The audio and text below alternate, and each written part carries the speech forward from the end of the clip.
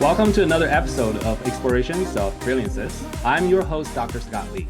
Today, I'm honored to have my dear friend Scott Wainwright back on the show. In this episode, we're graced again with the presence of a modern-day polymath, Scott Wainwright, whose journey from real estate savant to the pioneer behind the #1 car wash in Las Vegas is nothing short of extraordinary. As the mastermind of heritage companies and WOW Wow Carwash, Scott's ventures mirror his own resilient and expansive spirit.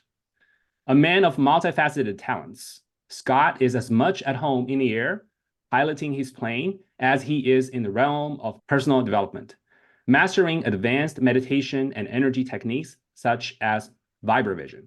His approach of life in business is not just to navigate, but to innovate and transform horizons.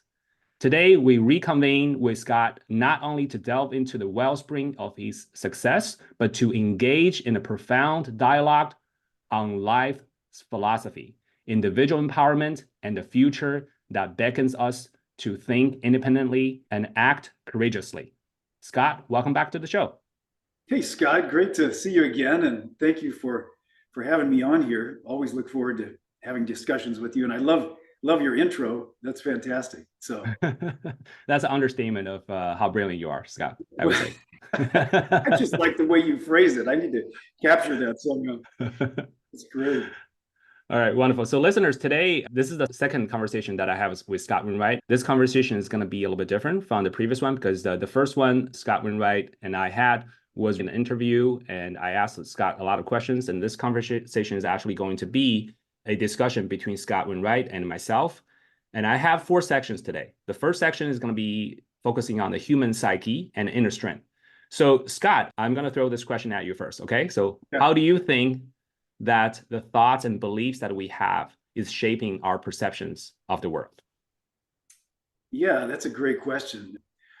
I believe that thoughts and feelings create our perceived reality, our beliefs of what is real. And it's Dr. Joe Dispenza talks about this quite a bit, that it's thought and associating that with a feeling then makes us believe that that is a reality or our reality. And it's kind of like because the two are correlated, right? So the way we perceive the world, you can't think positively and feel negatively. It's like the two of those are really interconnected. And so if you're going to think positive, then those thoughts are going to automatically stimulate positive feelings. And then those positive feelings, your body is going to interpret as reality, and your brain is going to interpret as a reality. And yeah, I think one of the things that's very interesting to me is Breatharians. And I haven't really studied Breatharians. I've just been aware of them. And just the little bit of exposure I've had to them is there are these people that basically don't eat or drink, and they derive everything that is essential for their survival from their environment around them or in them. They believe so strongly that everything is already out there, and then they just allow it through their beliefs, and it integrates into their 3D body, and it sustains life. As opposed to, if you were to think of, I guess, like an extreme example of the opposite would be somebody that is completely dependent on what a doctor gives them for prescriptions, like somebody else identifying for them what they need, and like maybe prescriptions and supplements and needing to eat right and all of these different things. So it's kind of an interesting, that continuum.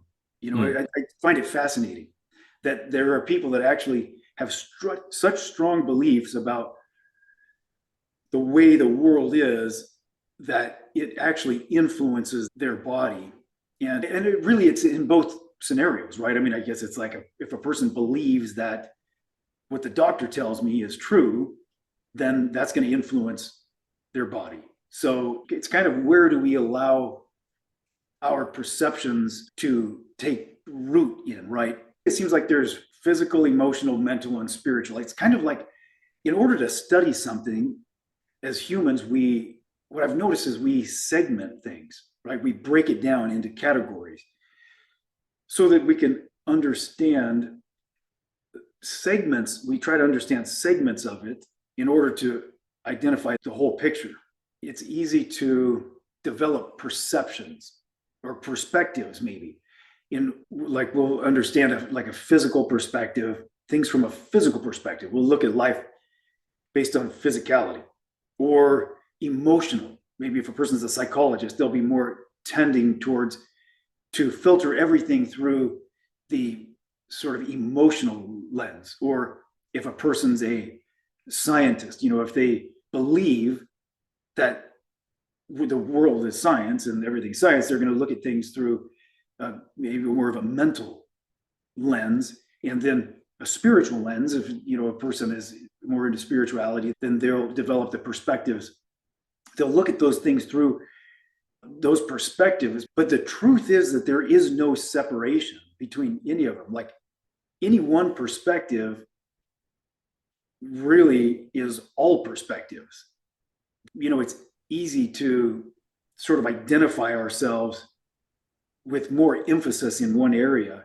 But I think the opportunity is to understand that really it's holistic, and there is no segmentation or categorization.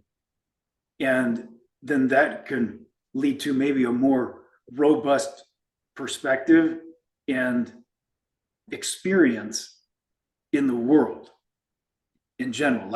And so a person's reality doesn't have to be really restricted or limited, because there are certain people that have very limited perspectives, and therefore their life experience is very limited. But I think the opportunity is to really broaden that and to just become aware of unlimited nature. I think academia tends, because it is study, it tends to naturally break things down and to segment things, and then to sort of funnel people into an emphasis in certain areas, maybe science or religion or physics. And maybe we kind of put blinders and we say, okay, I'm a scientist, and we look at everything through that lens, which then doesn't allow us to see the spiritual aspects or the mental aspects or the physical or the emotional aspects. So I think for myself that what I try to do is, it's good, I think, to step in, segment things, to understand it, but then to remember to be able to step back out and experience the whole.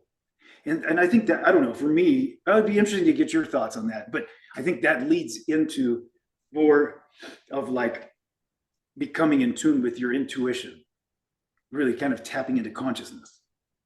Yes, I agree with what you said, Scott. Based on my experience so far in both the business world and the academic world, and with multiple cultures and languages that I've learned, in different societies, different mindset, different subcultures that I've experienced so far, I always make this analogy, right? Our bodies, our organs, like the hardwares. If you want to create a computer, you got to have the motherboard, the CPU, the GPU, the memories, the hard drives, so it can function properly, right?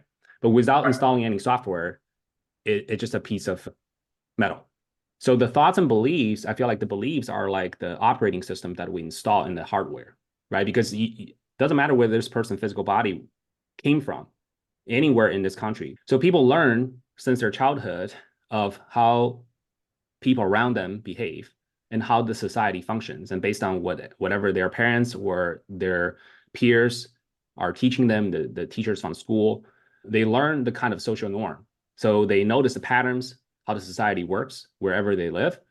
And if they notice the pattern enough, they will think the pattern is for sure the only solution. So beliefs is nothing about the thoughts where people think that it's absolutely 100% certain. The thoughts are the outcome of the software that we install in the operation system.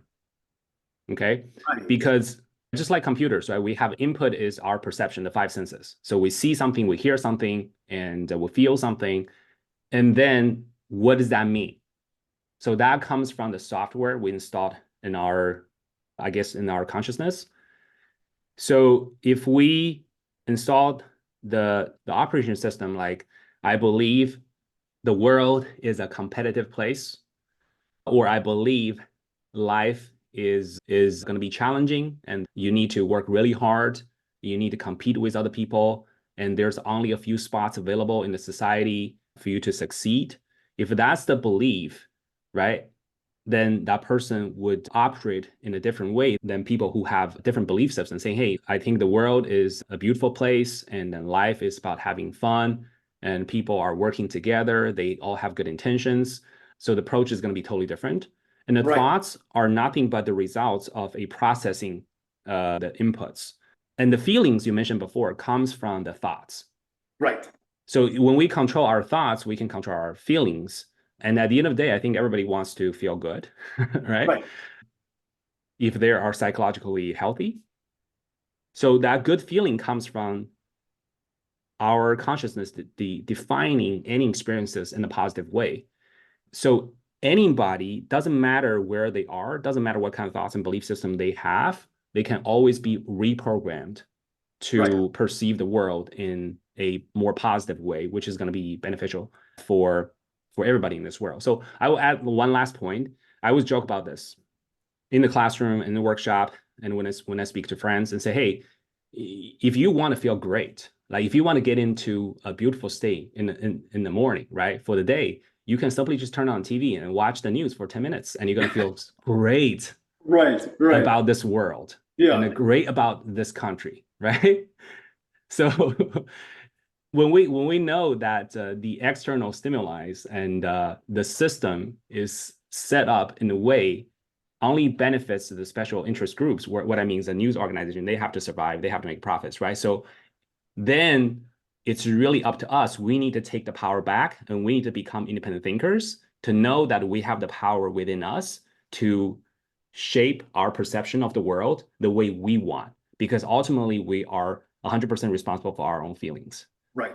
Yeah. That's a great point.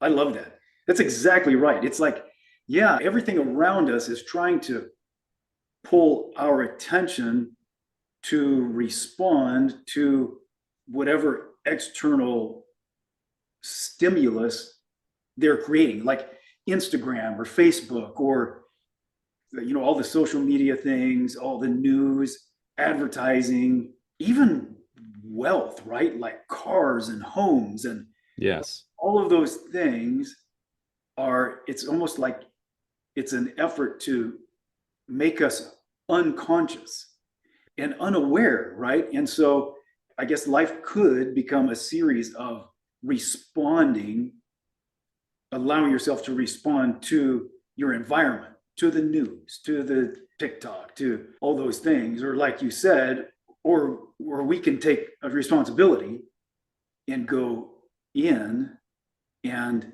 realize that we truly shape our perception, which then is evidenced by the thoughts we think.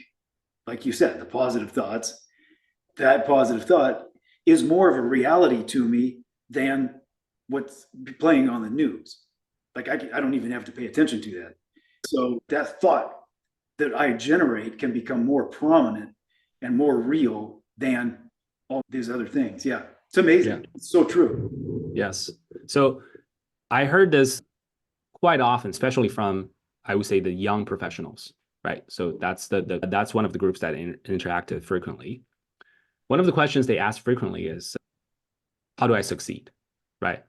And how do I feel happier? How do I have more happiness in my life? And or how do I get this? How do I get that? How do I solve this? How do I solve that? And sometimes they would tell me, hey, they feel really life is difficult and they feel tired. They feel that there's so many challenges in life. My response to them is always that just like if you want to be healthy, right? If you want to be physically fit and healthy and strong, going to the gym to exercise once is not going to make it happen. And in fact, even going to the gym to exercise, let's say 3 times, 5 times a week, and you do that for 6 months, you're going to build probably a very strong, healthy body. But if you stop for another 6 months, everything is going to go back to whatever that is the minimum requirement for you to carry out your daily task, right? So what you do not use, you lose. So in terms of the mental capacity and the mental resilience, right? That's like another muscle we need to constantly practice. So how do we practice that? It means that we need to study from the people who are doing a great job on that, learn from them, right? And then once we learn, we have the knowledge and tools, we know the practice, and we got to practice that, right? And then, for example, when situations in life hit and it's difficult, it's challenging, so what do? And that's the moment we practice the energy work, the meditation, the positive thinking, so that we are training our mental muscles to do what is best for us instead of going with what other people are saying. I think gradually, if we stick to that process, all of us have the capacity to become independent thinkers. And then from that point on, we just have to make a decision. Right. That we are 100% responsible for our lives, and we're going to make decisions our own independently based on other people's references and suggestions, but ultimately we're going to make our decisions. That way, I think we will be able to enjoy lives and then design the lives and be successful and happy in our lives on our terms. Absolutely. No, it's a very succinct way to phrase that. And it's really interesting that you have such, one of the things, I should have said this at the beginning of the show, is that one of the things I really value about having discussions with you is your broad range of and interest in the spiritual, the emotional, the physical, the mental, and like you have that exposure to all of these young students, and like with your PhD there, how you're teaching, and I mean you have exposure to all these young minds that are coming up and wanting to learn, and you have the ability to influence them and get into their thought process. And yeah, and it's amazing. And plus your experience, like how you've stretched the limits of the physical realm, sort of testing where the boundaries are in that and pushing yourself beyond what most people do. And you have all of that experience, plus the mental, where you study things indefinitely. I mean, it's like anything, any subject, you're just so open to that. And the spiritual, I mean, it's like your desire to influence, I feel a sense that your ultimate desire is to influence humanity in such a positive way. And to just, like, even this conversation, I know that ultimately, if you were distilled down why you wanted to have the conversation, is, hey, how can we help move the needle in humanity? Like, to make people improve their lives and experience a better life and have. So I really value that about you. So I appreciate that. But yeah, you're bringing that up about your students, it's really interesting. You have exposure to their thinking and able to influence their thinking with your experience. Thank you, Scott. I'm very curious about the impact of the energy work and meditations that you have been doing on your own mental toughness and resilience. Could you share with us your experience with that? Right. Yeah. So this is an interesting thing, and it'll lead into Vibravision, because that's really what sort of cracked the door open for me to this consciousness space, I guess you could call it, which really affects all realms. So I was raised in a very strict religious environment, Christian, but it was very strict and had a lot of rules, and was very restrictive, I would say. And it was good. I mean, it was absolute, positive things to it. And it was always, I believe it had a lot of unconscious influence in my life all the way through my life, up until when, at your prompting, you invited me to Vibravision. And when I heard about it from you, I was pretty skeptical. I'm like, well, you can't see blindfolded. But I thought, and I'm curious, so I thought, well, I'll go to this thing in the hopes that it'll just create more awareness. And curiosity kind of rules my life, so I'm always curious. I'm always looking into things that are new and interesting. And so we went, as you remember, Yes. And by the second day, we were actually sensing, completely blindfolded, and we were actually able to detect bean bags with our hand, like at a distance from a bean bag, but you could wave it over and you could sense the yellow bean bag. And it just like blew my mind.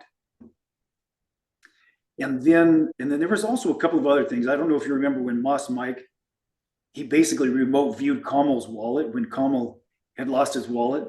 Yes. You remember that? And yes, I do. And so he remote viewed that. Kamal thought he had dropped it at a gas station or something out of the car because he checked everywhere. And Moss Mike just kind of went inside and tapped in and said, "Oh no, it's actually in your car between two pieces of leather." And turns out it was. Kamal and his wife both thought it wasn't. And by the end of this, so that had happened. So by the end of the second day, I remember sitting in my hotel room on the edge of the bed, and it was right when COVID started, and I was feeling so conflicted that this contradicted a lot of my spiritual beliefs. Like I thought maybe it was tapping into because it was you talk about realities. This was a new reality. This was a whole new realm that I didn't even know existed. Like I thought I had figured life out. I thought that what I had experienced so far in life and what I had deduced of what life is about, I thought I had a pretty good grasp on pretty much everything. Well, this Vibravision thing introduced this whole other level of awareness and it made me realize that life is not the way I thought life was, or I thought life is at that time. I'm like, man, there's a whole other way. If we can see with our hand, or we can experience things without our eyes, like experience them as though we're seeing, like it just blew my mind. And so immediately, fear kind of kicked in. And I thought, well, is accepting a new level of awareness going to mean that everything I've learned in the past is no longer valid? Like it even got to the point for me of, well, is this going to, like, who is God? Like I was having really deep thoughts. And so I sat on the edge of my bed and I thought, you know what? I think I should just leave. I think I'll just text everybody and say I got COVID and leave. Or should I stay there and discover this thing? Or is it like witchcraft? Is it this evil spirit? So those were my thoughts. And the more I considered it, I just sat and I just kind of meditated. And I really wasn't into meditation at that point. I hadn't really known how to meditate, but I did. I just sat there and I just tried to go inside and distill. And I just came away with thinking that, you know what, this is an opportunity to create greater awareness and maybe new realities, to understand life from a completely different perspective. And so I remember thinking that, okay, I don't want to go, if I'm going to go in, I'm going to commit to it. And I don't want to go in and rely on my previous experiences in order to understand this thing that I don't even understand, this whole new way of being. And so I said, I have to figure out how to let go of all of that previous thinking. And I thought the only way I can do that is to become like a little baby. I was like, I have to become like a little child in my mind. And so when I walked in that next day, I went up to Moss Mike and I said, Mike, I am a little baby. I go, I'm like a little child. Anything you tell me, I'm going to believe it 100%. I am all in. And I think because of that, I approached it that way. Then all of these other experiences happen, these metaphysical things. Like I started remote viewing right away. I started doing things that I don't want to say because they'll seem like I'm crazy, but having these metaphysical experiences that I didn't even know were possible. But I think it was a function of it was almost like a near-death experience. Mm. And I let go so extremely of all of my previous conditioning and habits and patterns of thought and behaviors that shaped what my reality was, that I was able to let go of that as much as I was able to, and then experience this and step into this whole new realm and experience it as a new reality completely. And I think because of that, it just launched me into these other realms of being able to meditate and being able to go inside, being able to Yes. move energy. I didn't even know what energy was before that. And I really had no exposure to Qigong or any of this energy work stuff.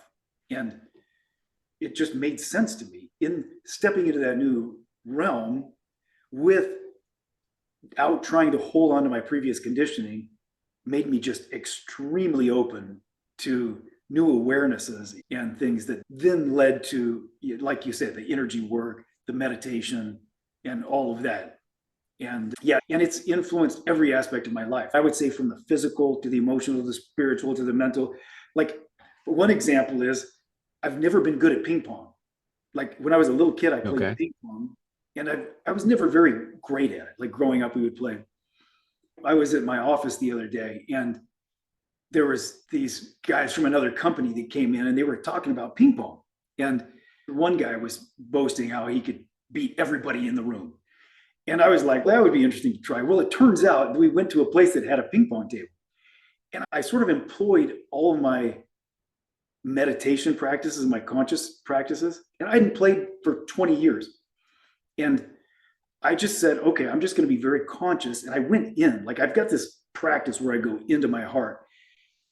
Like the Native Americans have this thing where they experience, they see from the heart. And so I went in and I tell you what, Scott, I smoked everybody.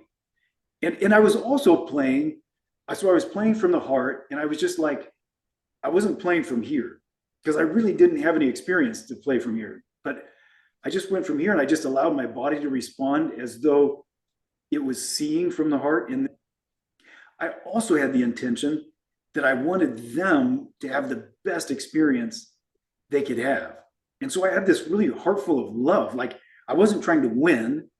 I was just trying to elevate and make the both of us, really the whole room, have the greatest experience. And it was the most amazing thing. Everybody did. I ended up just dominating. Like I was doing things that I didn't even know how to do in ping pong. Like my reaction time and the way I was spinning it, and it blew me away. It blew everybody away, and it blew me away.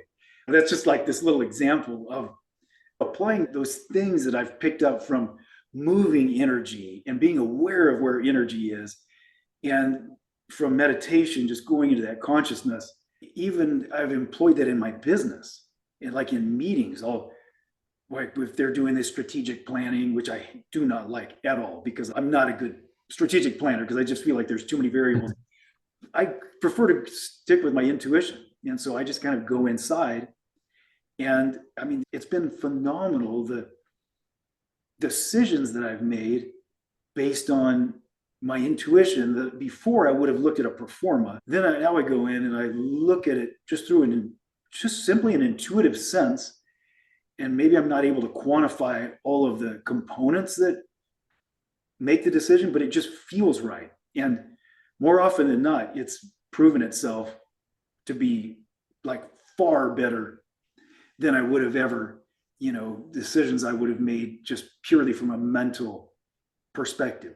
And it spills over into spirituality, into even my awareness of God, and really to step outside of the constraints of religion, because all of that dogma puts so many constraints on and restrictions on things that you can't really experience God completely. It just allows you to experience an aspect of what those rules allow you to perceive or experience. So Yeah. Yeah. Thank you. Thank you for sharing that experience with everybody here. Because yeah, I didn't know that you had that experience, that Viber vision, the internal dialogue, the internal transformation, and then you said the NDE. I feel like that it sounds like the NDE of your ego, of your previous identity. It totally was. Yeah. I must have sat on the edge of my bed. I don't think I told you guys about that. Yeah, no. But Yeah, I really almost left. Like I was on the verge of leaving, and I was just going to say I got COVID because it was traumatic to me in a way. Like I probably sat on the edge of my bed for 4 hours. I was a lot of anxiety. I was a lot of fear. there was just things I would had to work through. And it was the easiest thing would have been to just leave, which I Mm, almost did. I started packing my stuff and then I sat down and I said, wait a minute, you know, let's, think about this. Let's contemplate and as objectively as I could. But yeah, I feel like there was a lot of letting go that it's true. When I listen to these experiences that people have with these NDEs, they experience, I believe, because they don't have a choice. They are mm, forced to let go of their body, of everything that they've associated with their perception of the way life is, which then allows them to be exposed to this complete other realm because they had to let go. They didn't have a choice. They let go of their body. Then it allows them to experience this whole other realm that I believe we all have access to. But because of our previous conditioning and habits and patterns and perceptions and ways of thinking, it blinds us to this other realm that is truly available for everybody. I feel like that experience to me taught me about that process of surrendering and letting go. And in a really extreme way, it was really uncomfortable. It was super painful. I thought that everything I'd learned in the past, I was just trashing it. And it was a big ego hit. I mean, it was huge for my ego. mm. But I just couldn't see, now that I'd experienced a taste of this other realm, I couldn't, almost like I wouldn't be able to live with myself knowing that's out there. Yet I decided to steer away from it and not Mm. to go all into it and experience it. And I just couldn't live with myself. That curiosity would just, like, knowing that it's out there, and because of my pride or my ego, I didn't allow myself to go there. That's just not me, I guess, at the end of the day. So, but in order to step into it, I had to let go of, I had to confront my ego, completely let go of it. And I was just like, I'm a little kid. But and since then, I've approached business ventures and everything that way. I approach it like a little kid when I'm evaluating opportunities, even investment opportunities or whatever. I rely on that experience and I go, okay, I want to see this through that lens of no ego, just strip all of my previous thinking away and allow the experience to just happen, to unfold for me through the heart. Instead of filtering it through the mind, through the heart. It's proven to be pretty amazing. So, Yeah, I was thinking about the experience that you mentioned earlier on playing ping pong, right? How you tapped into the universal consciousness without any identity, and you connected to the universe, and you want the group to have fun together. I would say that's a very beautiful and also peak experience, right? it was And amazing. Yeah. right. I want to add some, while hearing your experiences and thoughts, I want to add some perspectives, and then I can only speak for myself here because you touched upon some personal experience of you going through Viber vision and also regarding your religious beliefs that you had before, right? So I would say I've studied history of the human society and also in general the quantum physics and the religions. I study a lot of them. My personal perception in terms of religion and religious organizations, and they have done wonderful things in this world, right? For the past, let's say, 2,000 years, they've also done horrible things, Right. to the human society for the past 2,000 years, just based on the written history by the scholars, right? Assuming what those scholars wrote are true, because I'm learning this all from secondhand knowledge.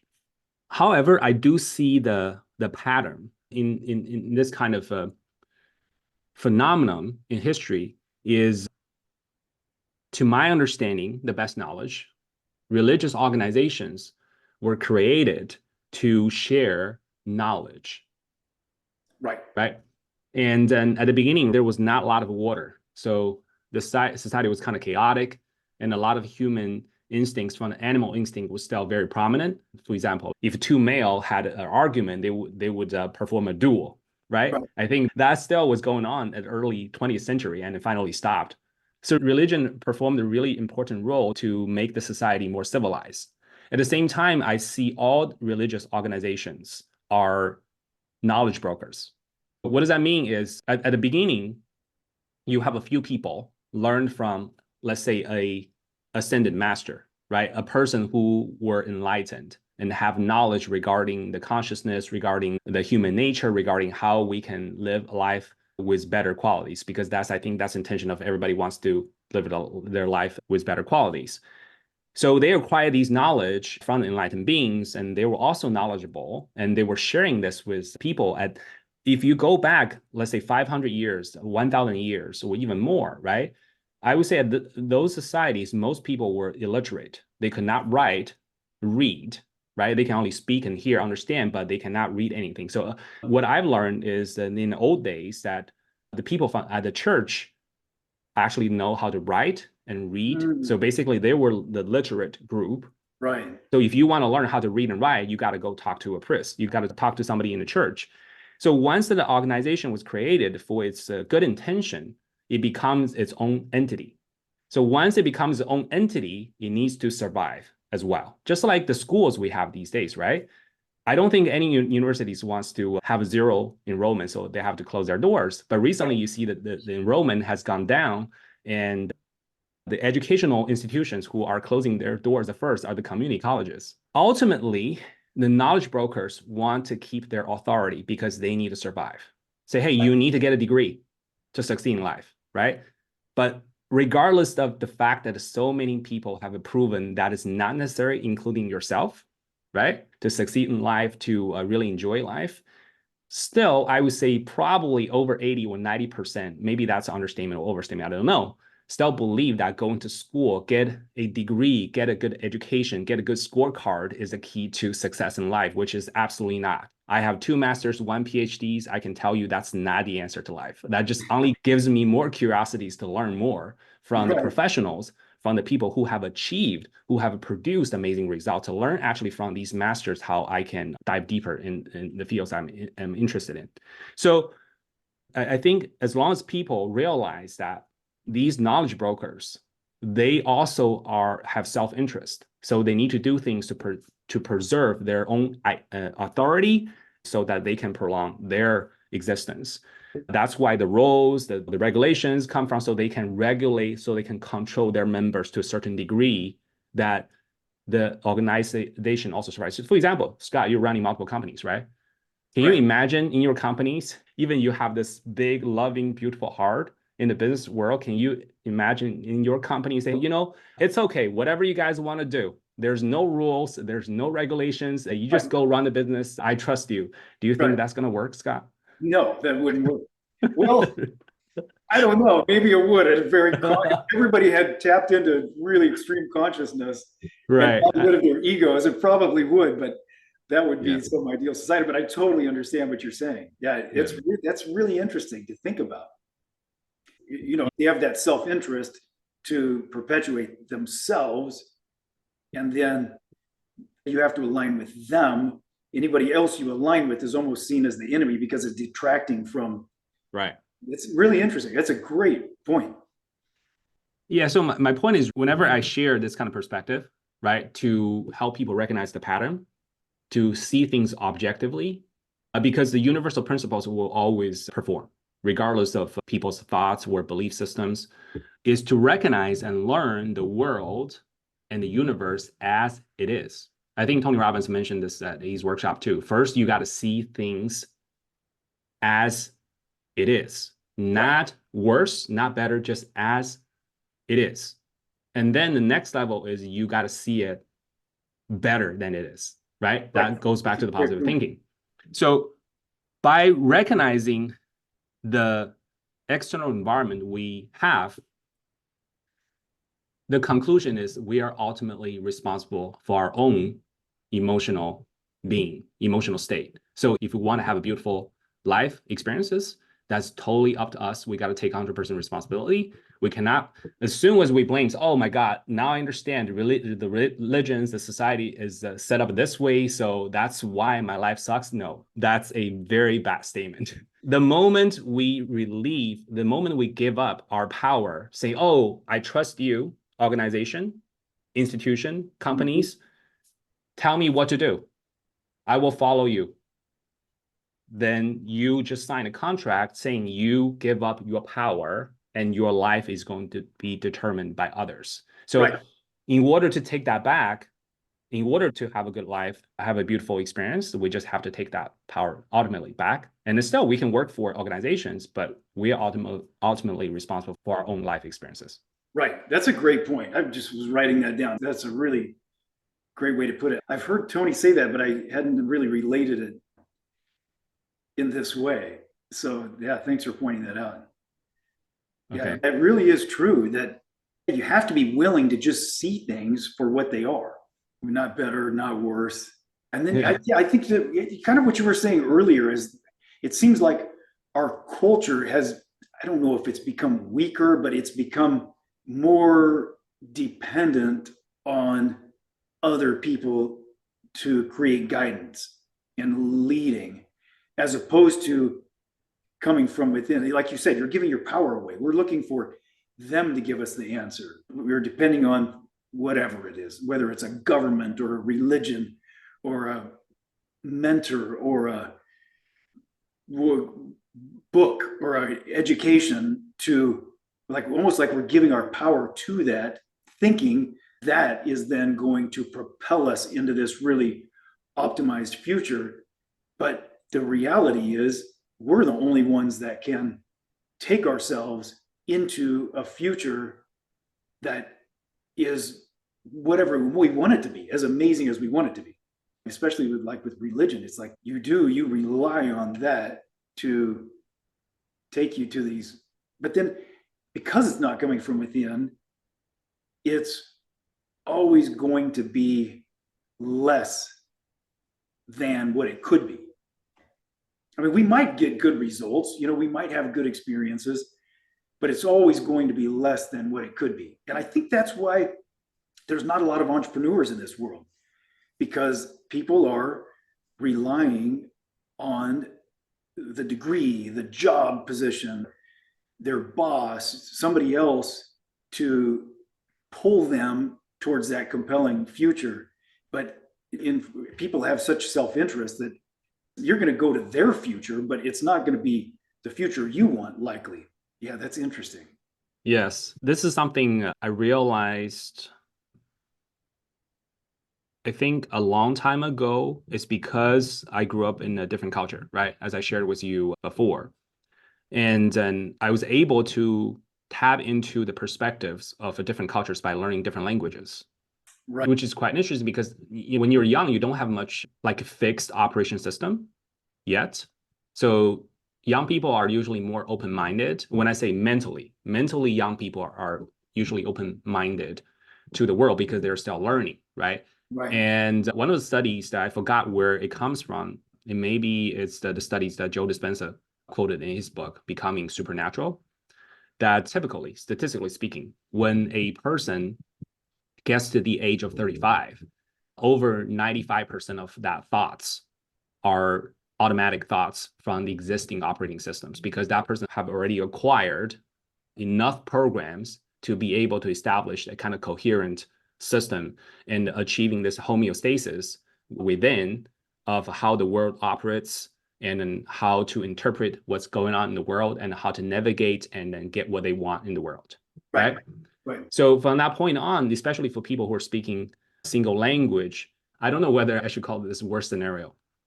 Worst scenario is they have been using the operation system that they have learned and acquired, and they're doing pretty well and really well in life, which kind of gives them the feedback saying the system I have works the best. Right. So there's no incentive for me to go learn another totally different system and then have internal conflict. And at the same time, I do not even know what results are going to produce in my life, right? This conversation is going to take a long time, Scott. I just feel like today we probably only have time to cover the first section, right? The human psyche inner strength. And the conversation has already been extremely valuable. I'm learning a lot of things from you, the experience that you shared. So I want to ask you the third question just to conclude this section. And I think that will probably be for today. And we'll probably need to have multiple conversations in the future to cover each section, right? Because these are kind of heavy and deep topics. Right. Right. Yeah. You mentioned earlier that I have a broad interest in various aspects in life and then pushing the physical boundaries and stuff like, yes. And I thank you for that compliment and also the feedback. I really appreciate it. Vibravision. Broadest interests of very few people that I know have such a broad range of interests and curiosity and have actually done the work to dive into those different areas. So yeah, both of us went through vibrations, all three levels, right? And right. the energy work, the magic happening there. And with Mike, right? He's a very special instructor, a very special master in this field. And we broke our first iron bars together. That was amazing. That, right? That was amazing. Yeah. It's something that I thought was impossible. Yeah, and then now you're literally the star on the promotional video for Vibravision. Oh, really? The breaking iron bars. No, yeah. I haven't seen it. Oh, okay. It's fun. Yeah, and you mentioned that yes, I'm definitely pushing physical boundaries, and then that was also partially inspired by you because you mentioned to me when we first started talking in Vegas back in 2020 that you ran ultra marathons, you do all kinds of stuff, and at first when you said that to me, I was like, wait a minute. Are you saying to me you ran 50 miles, 100 miles? Like I was like, what? That was not even in my consciousness, right? Right. And that's my goal this year, okay, to run the 50-mile ultra marathon first, right? Oh, cool. And also you mentioned David Goggins, his achievement to me, and I got inspired by him as well. So like for the listeners, for those of you who do not know, Scott has ran multiple ultra marathons up to 100 miles. And that's an incredible achievement. I think probably 0.00001% population, have achieved. Maybe they're smarter than that. And didn't give up and didn't die. Okay. I want to add that. So the last question I want to ask you, Scott, is how does the physical training and also Scott is a certified CrossFit coach and he does Olympic lifting and ever meet Scott on the beach that you will see his incredible strong body. Okay, just want to mention that. So how does the physical training that you have done and are doing, Scott, contribute to your overall mental toughness and the perceptions? And what do you think the advice that you can give to the listeners? Yeah, I think the physical training translates to realizing that your limitations aren't your limitations. So, for instance, like you talked about the ultra marathons, and I had read a book by Dean Karnazes, and I was the same way as you, where I didn't even know this kind of a thing existed. And my dad had read this book, and he goes, wow, he goes, this book is fantastic. You need to read it. This talks about this guy that ran 200 miles and does these ultra marathons. And I was not even a runner at the time. I hated running. I'd never ran before in my life beyond a mile. And I read the book and I was so inspired by him breaking through mental boundaries through physical work that he thought were impossible. And it just, I don't know, it just something really clicked with me. So I just started training. I started looking into it. I started training and started running these ultra marathons. And they were probably the most mentally grueling experience I've ever had in my life. Like you're at 2 a.m. in the middle of some forest all by yourself. It's freezing cold. You've got a headlamp on. You're hungry. Every joint in your body hurts. Your feet are bleeding. It's horrible. And all you want to do is quit. And to be able to have the awareness to recognize that and then to push towards a goal that contradicts that, like you don't even want that goal. When it's that time of like when you're experiencing that, the goal you think is the stupidest thing you've ever heard of, and you have no desire to achieve it. Like there's no rational thought. You're like, why would I ever want to complete 100 miles or 50 miles? Like it just doesn't even make sense at that time. But when you do push beyond that, it makes you realize that your mind is your limitation. Yes. And that it doesn't have to be. So I think that's even with CrossFit and the different things they continue to help me to realize that I don't have to listen to my mind. It's kind of like Tony, where he does a cold plunge every morning. Like he just goes out and does it. And I've started doing the cold. I've actually bought a cold plunge. Yes. And just knowing that your mind is not in control of your body, that you're in control of your mind.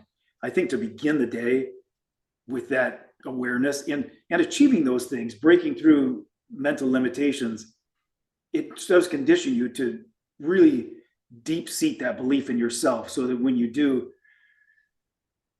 enter new experiences, whether they're physical or mental or business or psychology or relationship, then you sort of have that repository and that awareness to say, oh, you know what? This does not have to be limited by whatever the parameters I'm experiencing right now. I know that I can push beyond this, and it can become something that I'm not even aware of, but it can be so much better because I've proven it over and over and over that it's possible.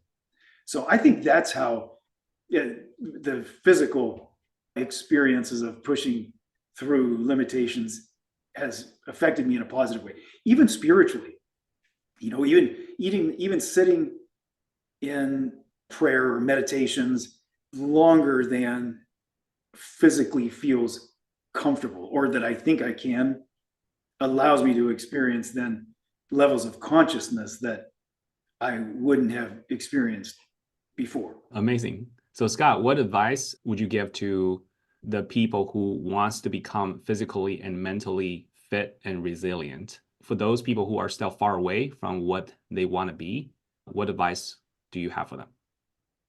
Yeah, I think it's just making yourself get out there and do it. Whether it's taking a walk or meditating or running or doing a workout, or it doesn't have to be an ultra marathon, but it doesn't have to be some extreme thing. It's just really, it's overcoming your mind and saying, I'm not going to work out this morning just because. But it's like saying, no, you know what? I don't feel like it. It's raining outside, but I'm going to go do it.